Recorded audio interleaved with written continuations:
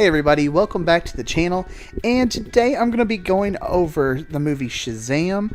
I just actually got back from seeing this one, so it was pretty good to get to see it not really a day early. I mean, it does come out today, but to me it felt like seeing it a day early. We checked it out right after work today, and I have to say that I really liked it. It was pretty much everything I expected it to be.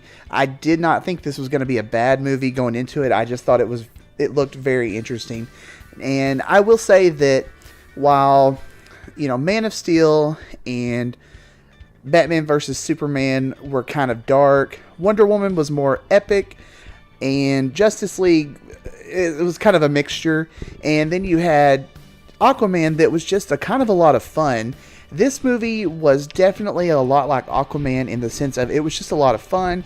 It did not take itself that seriously. It was just about a superhero who was enjoying having superhero powers, and obviously the storyline, has been there forever, a child basically getting the powers of a superhero, and, that to me just sounds like it's going to be a fun movie.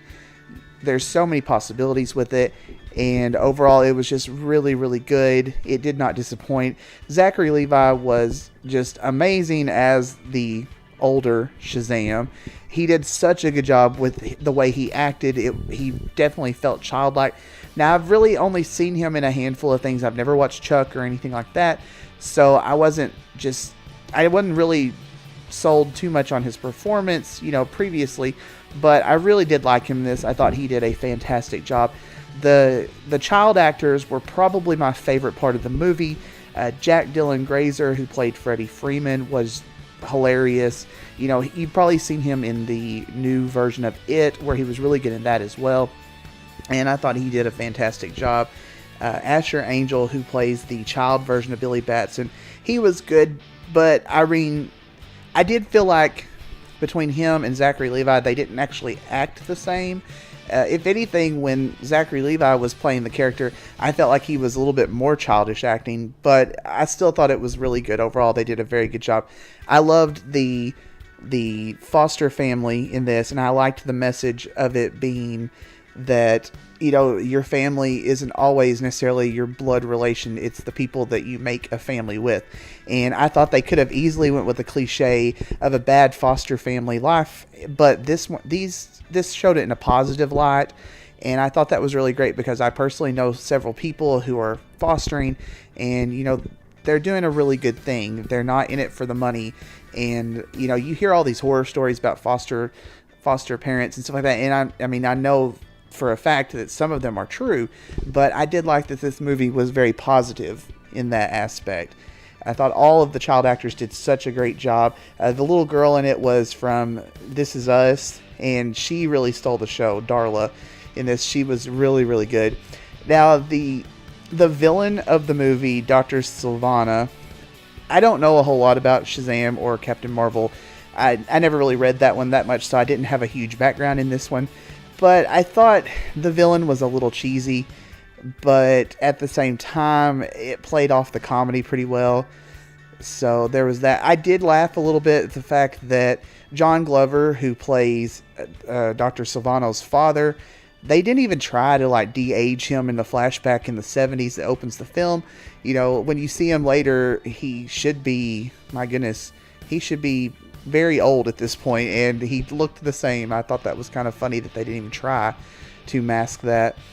There was a lot of hints and nods to the DC cinematic universe in this. They didn't go overboard. There's no crazy cameos. I think there was a lot of people looking into this thinking Henry Cavill was going to be in it, and I hate to spoil this for you, but he's not. You do see Superman at the very end of the movie, but you do not see his head. You just kind of see, from the neck down, and it's obviously not Henry Cavill. I was a little disappointed by that because I'm not ready to admit that he's leaving the DC cinematic universe just yet. But I really was hoping he would show up just for that, but he didn't. But I still liked the ending of it, just having him show up, the character Superman show up. The movie overall, it was not big, flashy like Aquaman was.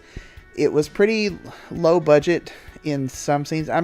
Not to say that it looked cheap, it didn't, but this was not a big, epic Wonder Woman, Aquaman type of cinematic experience. This was more low-key. This was something that maybe reminded you of like the original Superman movie back in the day, something like that. It was a really good origin story, and it didn't have to be over the top because this was more character-driven than it was about the fancy special effects, and I did think that was pretty good.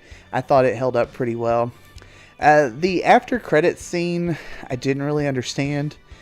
There was just someone talking to Dr. Silvano. It was some kind of creature. It looked like a slug or something. I don't know what that's going to be. I'm going to have to look into that. I didn't instantly recognize it.